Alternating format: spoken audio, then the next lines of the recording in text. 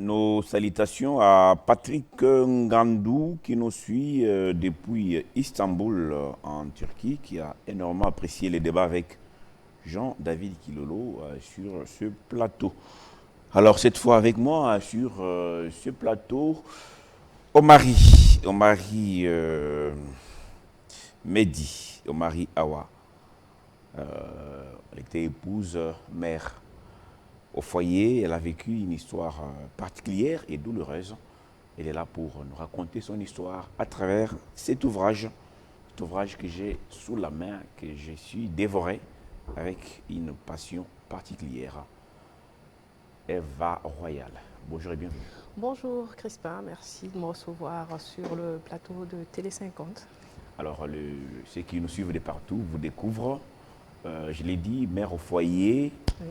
Déjà, quelle est l'image aujourd'hui que vous avez du mariage quand quelqu'un vous dit je vais à la mairie, où j'ai trouvé un fiancé ou une fiancée, je vais à la mairie, je vais me marier. Qu'est-ce qui vous arrive à l'esprit?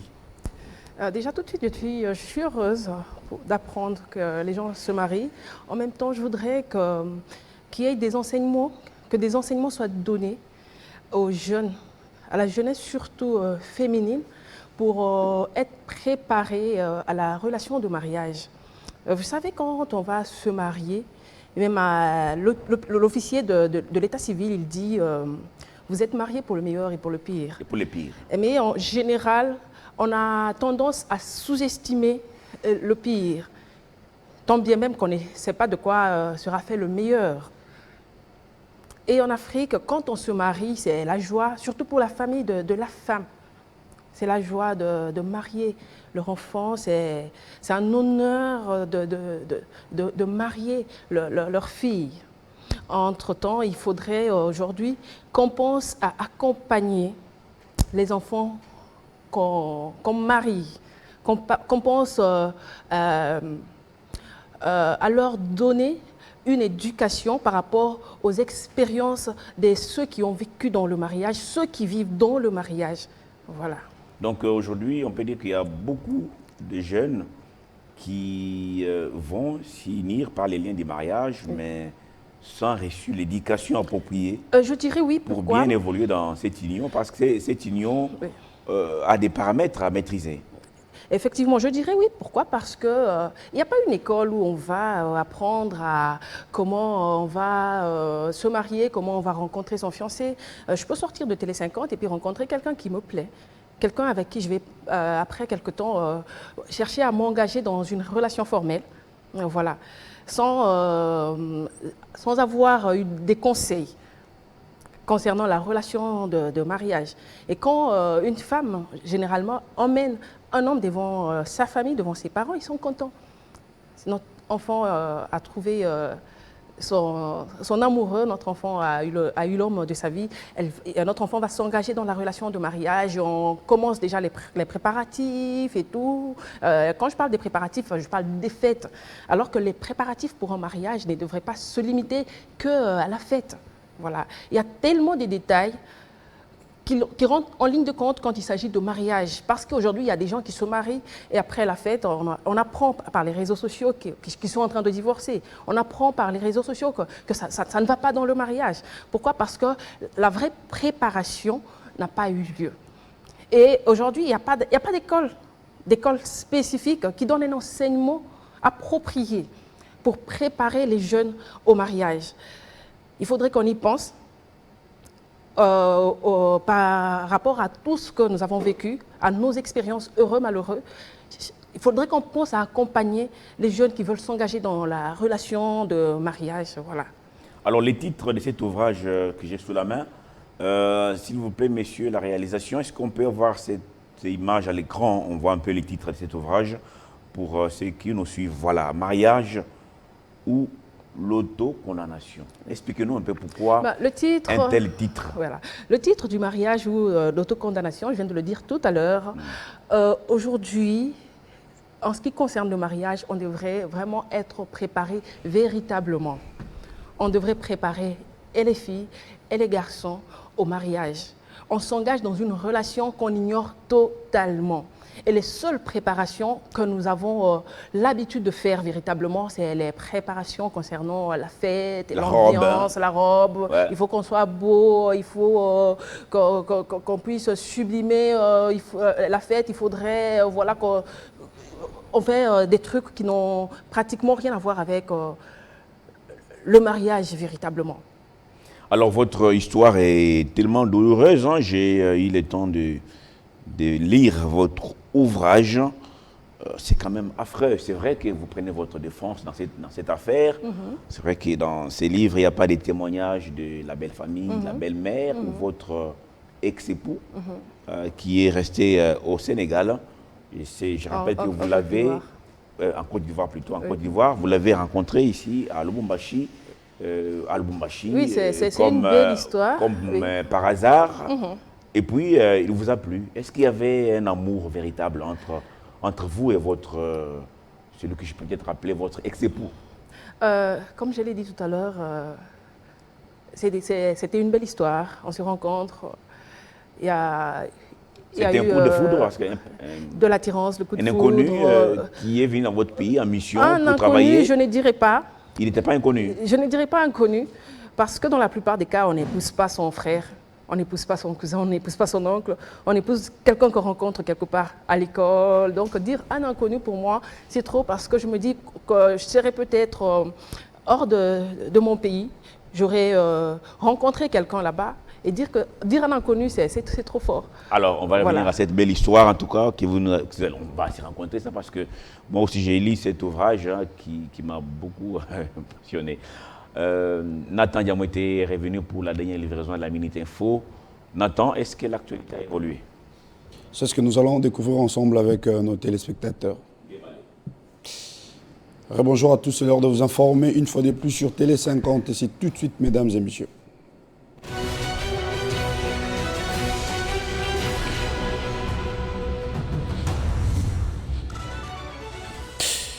Face aux diplomates accrédités en RDC ce mardi 30 janvier, le président de la République, Félix Tshisekedi, a déclaré qu'aucun dialogue n'est envisageable avec le Rwanda tant qu'il occupera une portion du territoire congolais. Le chef de l'État a durci le ton à l'occasion de la cérémonie d'échange de vœux de 2024 avec le corps diplomatique accrédité à Kinshasa, organisé au Palais de la Nation. La recrudescence des cas d'insécurité prend de l'ampleur dans la cité des Kimpesi en territoire des Songololo dans le Congo central. En une semaine, au moins 4 centres de santé ont été visités par les bandits armés et les personnels soignants tabassés, l'argent et les dispositifs médicaux emportés.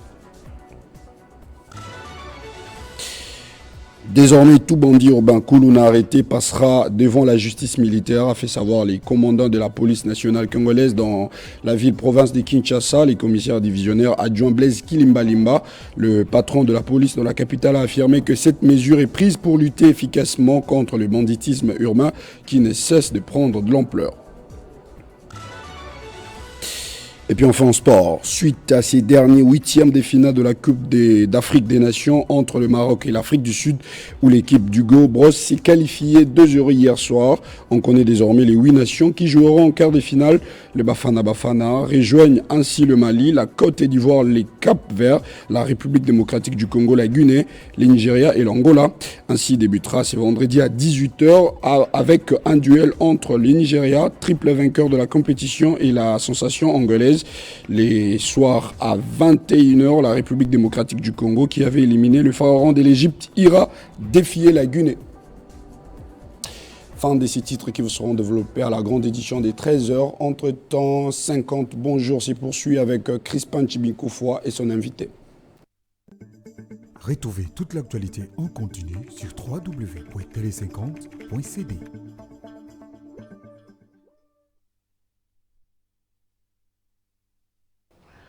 Ève Royal est avec nous sur ce plateau. Déjà, pourquoi Ève Royal? Parce que votre vrai nom, ce n'est pas Ève Royal, c'est Mehdi Omari Awa.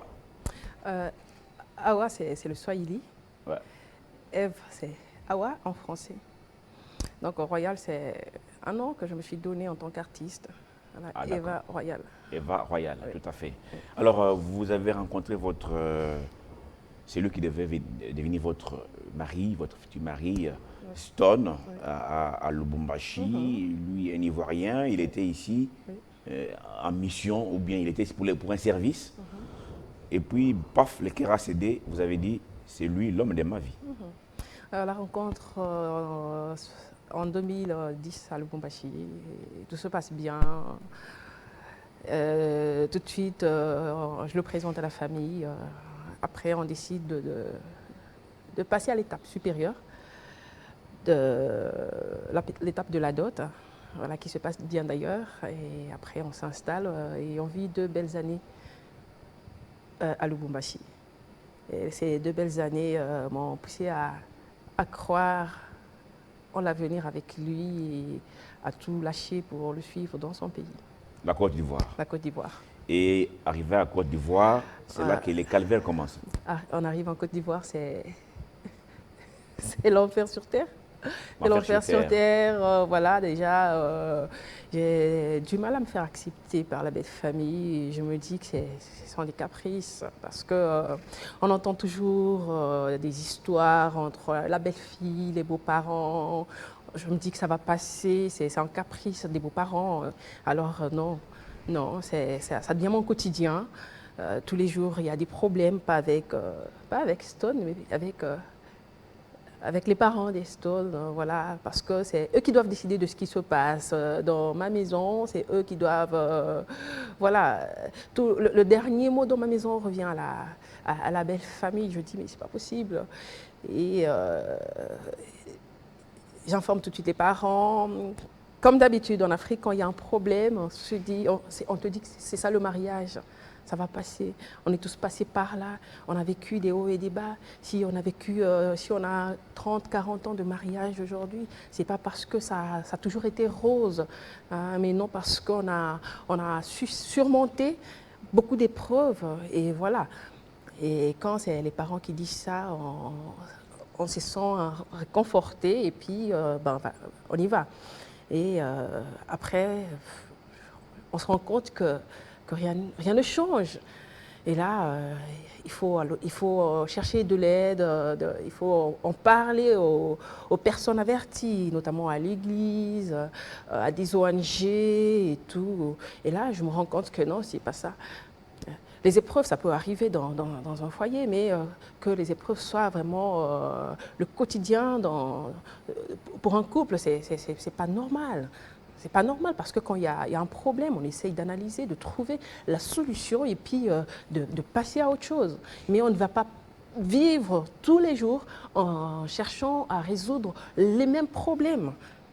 Alors, dans cet ouvrage, j'ai découvert personnellement que déjà, vous deux, c'est-à-dire vous et votre ex-époux, Stone, vous aviez déjà au départ ouvert des brèches, en tout cas, parce que cette histoire de votre famille, même si c'est fini dans un ouvrage, peut-être pour vous soulager, parce que vous avez connu tellement de douleurs, mais déjà au départ, tout le monde était au courant de tout, en tout cas, c'est-à-dire vos propres parents, à travers votre canal, ou les amis de votre ex-époux, ses parents étaient au courant, y compris d'ailleurs même les voisins qui n'ont rien à voir avec votre couple. Est-ce que ça, c'est déjà une voie tout tracée pour casser un mariage? Vous savez, effectivement, c'est vraiment des voies pour casser un mariage parce qu'un mariage, c'est une relation entre 2 personnes. Et quand il y a l'implication de tierces personnes dans l'intimité du couple, généralement, plus rien ne va. Je ne dirais pas que ma famille était au courant de tout ce qui se passait. Pourquoi? Parce que je suis arrivée, déjà nous avons 2 cultures vraiment différentes. Vraiment différentes. Congolais et ivoirien. Oui, sur le plan mariage, nous avons 2 cultures vraiment différentes. Oui. C'est vrai qu'il y a des exceptions à la règle et tout, mais vraiment le mariage, un mariage congolais, un mariage ivoirien, ça n'a rien à voir. Les deux sont vraiment très, très éloignés. Hein. Du coup, j'arrive, il y a Stone qui dit que ici, maman, quand elle vient, elle fait ce qu'elle veut et tout, voilà, tu acceptes. Mes frères, ils ont le droit de faire ce qu'ils veulent à la maison, c'est-à-dire, ils viennent à la maison, ils mangent ce qu'ils veulent, ils ont le droit d'emporter ce qu'ils veulent, voilà. Je dis, mais je suis qui dans cette maison? Est-ce qu'avant d'aller en Côte d'Ivoire, Je ne connaissais pas la Côte d'Ivoire. avant d'aller en Côte d'Ivoire, Je connaissais rien de la Côte d'Ivoire. Future épouse Oui. d'un Ivoirien, Oui. vous avez pris le temps de vous informer, chez certains, pour dire comment ça se passe en Côte d'Ivoire, comment doit se comporter une femme, quel type de relation doit entretenir une épouse avec sa belle famille, notamment la maman de votre époux. Peut-être c'est cette différence de culture Voilà. qui a fait ce que ça ne tienne pas, ou c'est tout simplement la méchanceté de la belle-mère qui il y a est... Parce que déjà- il y a déjà dans cet il y a ouvrage, vous déjà dites que un aspect votre de- mère était une sainte et que la mère de votre épouse était, et de votre époux plutôt était une diablesse. J'ai jamais dit ça dans le Bon, livre. il n'y a pas de qualificatif pour elle, Voilà. mais elle était la méchante. Mais la vôtre était une sainte. Je Est-ce que dis- c'est pas c'est manque d'information Oui. avant d'aller en Côte d'Ivoire Avant d'aller en Côte d'Ivoire, qui vous a fait vivre les pires? j'ai selon vous? côtoyé déjà la communauté ivoirienne ici, et parce qu'il il y avait une communauté ivoirienne que Stone m'avait présentée, où le mari et la femme étaient des Ivoiriens. On échangeait et tout. Qui vivaient ici au Congo. Oui. Mais c'est différent non, quand on est loin de la famille. Bah, On c'est- n'est pas soumis à la culture lorsqu'on est ailleurs. Parfois, il y a des gens... Donc si vous dites que c'est différent, ça veut dire oui. que on aurait vécu hors de la Côte d'Ivoire, le mariage aurait pu tenir. Bah oui, parce que là, on serait loin de la belle famille. Au-delà de toutes ces différences de culture, je parlerai plutôt de la méchanceté humaine. De la méchanceté humaine parce que Stone, c'est quelqu'un qui a eu à faire un premier foyer avec une famille ivoirienne. Et ce foyer n'a pas marché à cause de ses parents. Et moi, quand La j'arrive... première épouse Bah oui. de votre Et bon, ex-époux. J'en ai parlé dans le livre. Tout à fait. Et quand moi j'arrive en Côte d'Ivoire, les reproches pour lesquels elle a été, comment dire, elle a été chassée de son foyer, c'était les mêmes reproches qu'on me faisait. Voilà. J'avais l'impression d'être la jumelle, peut-être, voilà, la jumelle de l'ex de Stone. Parce que tout le temps, quelqu'un que je ne connais pas, on va me dire, voilà, elle se comporte comme son ex, elle fait ceci, cela comme son ex. Elle fait, un jour, Stone lui-même, il a dit à ses parents, attendez, mon ex est ivoirienne, mon ex n'est pas congolaise. Ça veut dire que vous ne voulez pas que je me marie. Est-ce que vous comprenez? En fait, le problème, c'est que c'est pas tous les couples mixtes en Côte d'Ivoire qui connaissent le problème que moi j'ai connu. Il y a des couples qui se sont mariés, qui ont réussi dans leur mariage, qui ont été acceptés par les beaux-parents. Par les beaux-parents, moi je dirais plus que c'est la méchanceté de la belle famille. Tout Alors, simplement. quelle a été votre part de responsabilité dans l'échec de ces foyers qui a commencé au pays? C'était un bel homme, attentionné, un homme amoureux, un homme qui a même contribué à la rédaction de mon mémoire. votre mémoire. C'est-à-dire quelqu'un Effectivement. qui s'est donné quoi, âme, Si- qui n'a pas voulu vous abandonner, Si vous lisez qui est venu autre voir les livre- parents lorsque vous êtes tombé enceinte au pays. En tout cas, il n'a pas pris la peau d'escampette, comme du font tout. certains. Pas du tout. Il est venu vous voir, cet homme attentionné, et qui vous aimait, qui fondait son cœur. Quelle a été votre part de responsabilité Moi déjà, je veux dire... dans l'échec de ces couples? Avant de répondre à votre question, déjà je veux vous dire que tout ce que j'ai reproché à Stone, c'était le manque de caractère. Non, je parle d'abord de vous-même. pas des Je dis avant de, Oui, tout à répondre fait. à votre Allez-y. question. Le manque de caractère, voilà. Mes problèmes de couple, je n'en ai pas parlé tout le temps à mes parents. Et quand je suis venue au pays et que j'en ai parlé à maman, parce que j'étais venue en disant que je ne veux plus retourner en Côte d'Ivoire, le mariage, c'est parce que je vis, c'est parce que je voulais. J'avais des rêves, je pensais que le mariage, c'était vraiment... c'est parce que je suis en train de vivre et je ne veux plus vivre ça. Si c'est ça, le mariage, c'est que je ne suis pas faite pour cette vie. Et mon erreur, je dirais... je ne vois pas trop mon erreur dans cette histoire parce que... Vous êtes innocente. Je veux dire à 98%, oui, je suis Innocente. je suis innocente dans cette histoire. Pourquoi? Parce que Quand j'ai décidé de partir, Stone m'a dit qu'il allait changer, qu'il n'allait plus mêler sa famille à notre relation, alors que non, j'en avais déjà ras-le-bol. J'avais déjà décidé de partir. J'avais déjà tourné la page. Et il avait compris véritablement. J'en ai parlé avec ses amis. Pourquoi? Parce que je suis arrivée en Côte d'Ivoire. Je n'avais pas de parents, je n'avais pas de famille. Il était mon époux et mon tuteur. Il m'a présenté à ses amis qui sont d'ailleurs venus m'accueillir à l'aéroport le jour où j'arrive en Côte d'Ivoire. Et quand je parle de nos déboires à ses amis, ils disent « mais c'est pas possible. Notre ami, il a un problème. » Parce qu'il avait ce même souci avec son ex. Sa famille, au milieu de la relation. Alors, qu'est-ce qu'une femme au foyer peut faire? Parce qu'aujourd'hui, si je prends un micro-baladeur, Oui. je peux vous poser la question aux femmes mariées. Oui. C'est celles-là qui ont peut-être 15, 20 ans de mariage, 30 ans, ou même des femmes nouvellement mariées. Vous verrez que beaucoup de femmes ont souvent une relation difficile Oui. avec leur belle-mère. Relation difficile. Oui. Qu'est-ce qu'une femme peut faire, une femme au foyer, Oui. pour sauvegarder son couple, si la belle-mère est parfois même pire que celle que vous aviez décrite Qu'est-ce que dans moi je n'ai pas fait? cet ouvrage? Je me suis rapprochée des Ivoiriennes, des femmes ivoiriennes. J'ai demandé des conseils. On me dit, ici, quand tu vas avoir la belle-mère, il faut lui apporter un présent, un cadeau. Un cadeau. Oui. Et c'est quel cadeau que je n'ai pas apporté? J'apporte des cadeaux, mais il n'y a jamais de merci en retour. J'apporte des cadeaux. Rien ne change, en fait. C'est ma tête qu'on ne veut pas. J'ai fait des cadeaux. Jusqu'à un moment, je dis, c'est fini. Pourquoi je vais continuer à faire des cadeaux? Pourquoi? Vous avez des garçons, je crois. Oui, j'ai un fils. Ah, là, un fils. Est-ce que Oui. vous aimeriez bien le voir, ses fils, être bien avec sa femme ou être un homme épanoui dans son couple? Est-ce que vous êtes aussi une mère protectrice? Parce que là, je vois que la mère d'Eston, c'était une maman, disons que ces garçons ne va jamais grandir. C'est son garçon, c'est son fils. Et la maman doit être au plus près de son fils, Vous savez, prendre soin de son fils, se rassurer même. Quand on aime, c'est que le fils devait manger. quand on aime son enfant, Oui. on le protège. Quand on aime son enfant, on l'écoute, on l'accompagne. Quand un enfant fait un choix qui n'est pas bon, on l'aide, on lui fait comprendre pour qu'il revienne sur le droit chemin.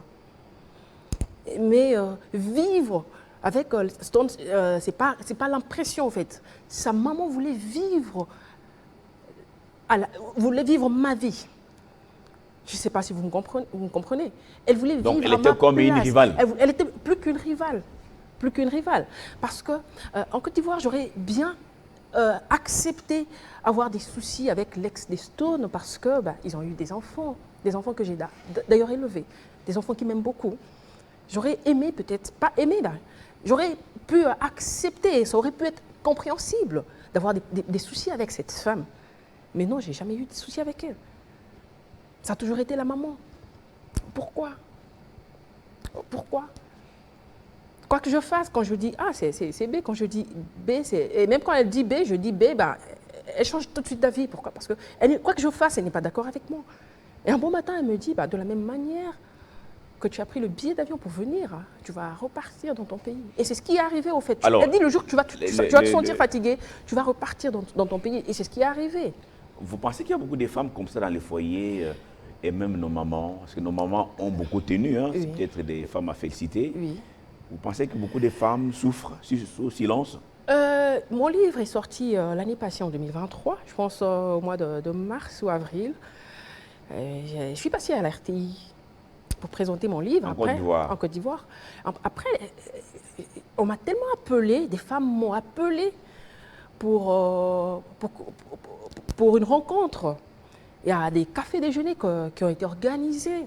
Et c'est des femmes accomplies, quand je dis accomplies, des femmes qui sont financièrement stables, mais malheureuses dans le foyer. Malheureuses pourquoi? C'est un exemple que je prends. Une femme qui a un revenu plus élevé que celui de son homme et qui a besoin du soutien de son homme pour aller de l'avant, mais qui se retrouve combattue par ce dernier. Pourquoi? Parce qu'il est complexé que la femme ait un revenu supérieur. Parce qu'il conçoit mal que c'est la femme qui offre des billets de vacances. Vous voyez. Et aujourd'hui, il y a des femmes avec lesquelles j'ai échangé, des femmes qui ont des problèmes dont le genre, je vis avec un homme qui prend soin de moi, qui m'offre tout le confort dont j'ai besoin, mais qui n'est pas amoureux de moi. Mais un homme qui a des enfants dehors, un homme qui ne dort jamais à la maison. Et quand on demande à ces femmes pourquoi vous restez dans cette relation, elles disent parce qu'on a peur, parce que j'ai peur du pasteur, de l'inconnu, non, de la famille. de demain. J'ai peur. Je me dis, je quitte ce confort, je vais où? Parce que je dépends à 90%, à 95% de cet homme. Il m'offre tout. Et je quitte ici pour aller où? Faire quoi? Je suis malheureuse, mais je préfère rester dans ce confort. Et aujourd'hui, il y a beaucoup de femmes qui disent je reste là pour le bonheur des enfants. Pour les enfants, oui. parce que l'environnement va me condamner. Vous pensez que ces femmes qui disent rester dans un foyer malheureux, dans un foyer où elles ne sont pas épanouies en quelque chose de positif, plutôt, quelque chose de bien à offrir à leurs enfants, Parce qu'on ne peut donner que ce qu'on a. Quand on reçoit de l'amour, on donne de l'amour en retour. Mais quand il y a de l'amertume, de la douleur, quand il y a la tristesse, qu'est-ce qu'on peut donner à ces enfants? On se retrouve avec des enfants, chaque jour on est à l'église, on fait des offrandes, et après les enfants ils grandissent, ils ne se retrouvent pas, ils n'arrivent pas à se marier, ils ne sont pas canalisés. Pourquoi? Parce que, en fait, à cause de notre ego. Comme parents. En fait, comme parents, c'est pas à cause des enfants qu'on est resté là. On est resté là pour autre chose et on n'a pas du tout aidé les parents. On peut aider les parents, on n'a pas du tout aidé les enfants, on peut aider les enfants en étant séparés. Alors, est-ce que vous voulez, par ces livres, cet ouvrage, Oui. avec un titre vraiment alarmant, Oui. vous voulez dire aux femmes qui souffrent, attention, vous n'êtes pas obligé de souffrir comme ça. Quand ça ne va pas, eh bien, casser tout de suite. Pas casser, Oui. pas nécessairement casser. Il y a des femmes qui souffrent et qui ont peur de se confier. Il y a des femmes qui souffrent et qui ont honte de se confier. Et c'est quoi la solution? La solution, c'est que ces femmes arrivent à s'exprimer. Que ces femmes arrivent à exprimer tout leur chagrin pour qu'on puisse les aider. Et s'il n'y a pas une possibilité d'aide, dans ce cas, il faut voir. Il faut voir parce qu'on n'a qu'une seule vie. On n'a qu'une seule vie.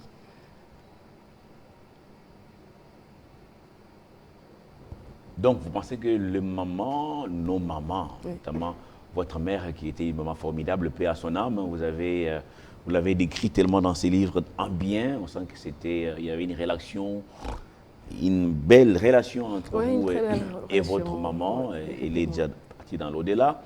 Elle qui restait longtemps à côté de votre père, ou même tous ces mamans qui nous ont élevés. Est-ce qu'on peut dire qu'elles ont subi, elles ont pour la plupart, oui, les mêmes histoires, mais elles ont porté la croix? Effectivement, vous savez que les temps ont changé. Aujourd'hui, il y a des mamans qui nous donnent des témoignages et en même temps qui regrettent, qui disent que nos vies seraient différentes et non pas bien si vécues. On avait pris des bonnes décisions. Oui, oui, j'ai accepté, j'ai supporté, je me suis sacrifiée. Et il y en a qui vivent beaucoup dans le regret aujourd'hui. Oui, oui. D'avoir épousé tel ou tel. Pas d'avoir épousé, d'être resté dans un mariage toxique. Oui.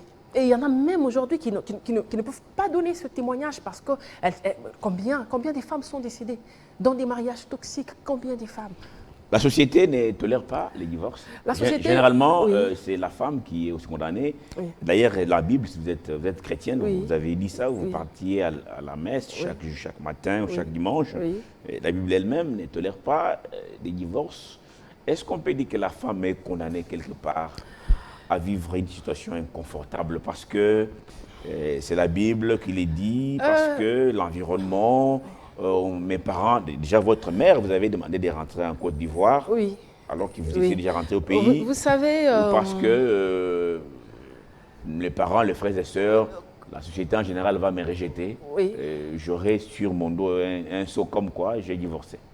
Quand je parle de l'autocondamnation, le mariage ou l'autocondamnation, dans la plupart des cas, nous les femmes, nous sommes condamnées dans des mariages qui ne nous profitent pratiquement à rien du tout. Rien du tout. Parce que des parents qui perçoivent la dot à des milliers de dollars, des parents qui organisent des fêtes bling-bling, voilà.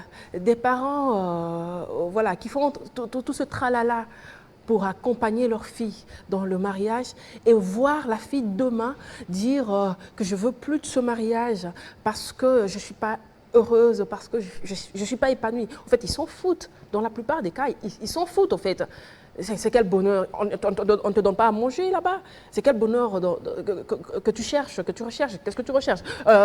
On te laisse dormir dehors. Quand une femme parle, je vais être heureuse dans un foyer, bonheur. En fait, aujourd'hui... Quels sont les paramètres, s'il vous plaît? Voilà. Quels sont les paramètres pour le dire, mariage, c'est... moi, Eva Royal, Oui.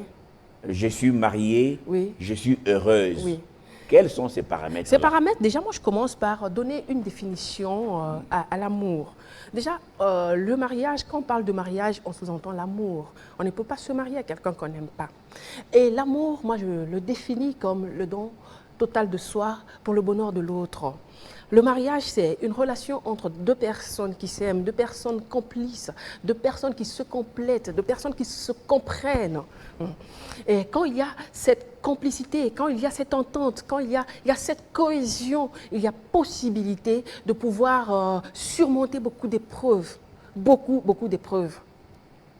Mais généralement, aujourd'hui, les mariages sont bafoués, surtout chez nous en Afrique, les mariages sont bafoués par la présence des tierces personnes, des belles familles qui viennent s'impliquer dans le mariage, dans la relation. Les mariages sont bafoués par les conseils des mauvais amis. Les conseils des mauvais amis qui finissent par éloigner le couple, l'un et l'autre. Voilà. Il y a Carlos Moutande qui nous suit depuis l'Imété qui dit je vais aider Eva Royal, la femme épanouie, c'est celle qui domine son mari. Est-ce que c'est ça la définition? La femme épanouie, c'est pas celle qui domine son mari. C'est-à-dire que les femmes, quand ils disent je suis heureuse, c'est que l'homme est égoïste et la femme a pris les dessus. Vous savez qu'il y a des couples qui sont épanouis, qui sont heureux. Ce n'est pas parce que la femme domine nécessairement le mari, mais c'est parce que, je l'ai dit tout à l'heure, parce qu'il y a l'entente. Parce qu'on dit qu'on se marie, on devient un. Voilà, il y a cette unité. Quand on est amoureux, quand on est dans une relation avec son âme sœur, souvent on n'a pas besoin on n'a pas besoin que l'autre nous dise qu'il a un problème. Par ses gestes, par sa gestuelle, on peut comprendre que mon partenaire a un souci. Et ça, vous l'aviez vécu un moment à Lubumbashi, au début de votre relation? Oui, un homme passionné, oui, voilà, oui, tout à fait. Oui. Alors, on va peut-être chuter parce que là, on a plus assez de temps. Cet ouvrage a été publié depuis la Côte d'Ivoire. Et ici, c'est quoi la suite? Vous êtes rentré au pays avec les enfants, avec tous les 3 enfants, c'est ça? Oui. Tous les 3 enfants? Oui. Les messieurs restés en Côte d'Ivoire, Oui. Déjà divorce consommé ou ça continue? Ou vous allez rentrer en Côte d'Ivoire? Est-ce que c'est la fin? Je n'aimerais pas trop parler de ces détails ici. Ah non, ça, là c'est encore top secret. Bien, maintenant, les livres est là, Oui. Mariage ou autocondamnation. Oui. Est-ce qu'il y aura une autre cérémonie de vernissage à Kinshasa? Il y aura et où est-ce que le les livre. Quinois et les Quinoises peuvent se procurer Déjà, ce livre, il est à $25. Ouais. Il sera disponible dès ce soir à Rotana. Oui, et le vernissage est prévu pour fin mars. Ça sera au Grand Hôtel. Voilà. Fin mars, Oui. $25, un bel ouvrage de plus de 48 pages, 150 pages. C'est assez fourni, toute la douleur. Donc il fallait vous décharger, c'est ça? J'ai vu que vous aviez été conseillé pas décharger, par en fait, quelqu'un de mettre ça par écrit pour vous décharger. J'ai fait des thérapies. J'ai fait des thérapies. C'est à l'issue de la dernière thérapie que j'ai décidé d'écrire pour aider des personnes qui traversent des moments difficiles, qui n'arrivent pas à s'exprimer, qui n'arrivent pas à en parler, pour aider des personnes, pour motiver des personnes à pouvoir prendre le contrôle de leur vie. Parce que, je le répète encore, on n'a qu'une seule vie. On n'a qu'une seule vie, c'est votre conseil en tout cas, qui vous donnez à tous ces qui le conseil que se marier. le conseil que je vais donner à tous ceux qui prétendent se marier, surtout les femmes, le conseil c'est que il faut déjà avoir sa vie. Il faut déjà avoir sa vie parce que si on ne peut pas être heureux soi-même, si on ne peut pas se procurer le bonheur soi-même, le bonheur ne peut jamais venir de l'autre. Donc quand on est heureux, on a une vie épanouie, c'est-à-dire on est indépendant financièrement, on se plaît, on vit ce qu'on veut, on s'engage dans la relation de mariage et même quand ça ne va pas, on ne tombe pas bas. On peut voilà, tomber juste un peu et puis se relever facilement et reprendre normalement le cours de sa vie. Merci beaucoup, Eva Merci, Royal. Crispa. Midi au mari Awa. Votre histoire est tellement douloureuse. J'espère que si les hommes ont échoué, peut-être que Dieu peut réparer tout ça de manière miraculeuse. Et c'est possible quand on y croit fermement. Vous aimez bien vos enfants et tout va bien. Merci. Merci, C'était les Crispa. 50 et peut-être pour la suite, on verra s'il y aura un autre ouvrage qui va apparaître. Effectivement, parce que là, c'est déjà un goût que vous avez pris. Il y a la suite de l'autocondamnation qui sera éditée, pas au Congo ici, mais il sera disponible déjà le mois d'avril. Le mois d'avril, c'est dans pas longtemps en tout cas. Dans pas longtemps. Merci à vous, Merci, Eva Crispa. Royal, pour cet honneur ce matin. Merci. Merci à vous tous qui nous...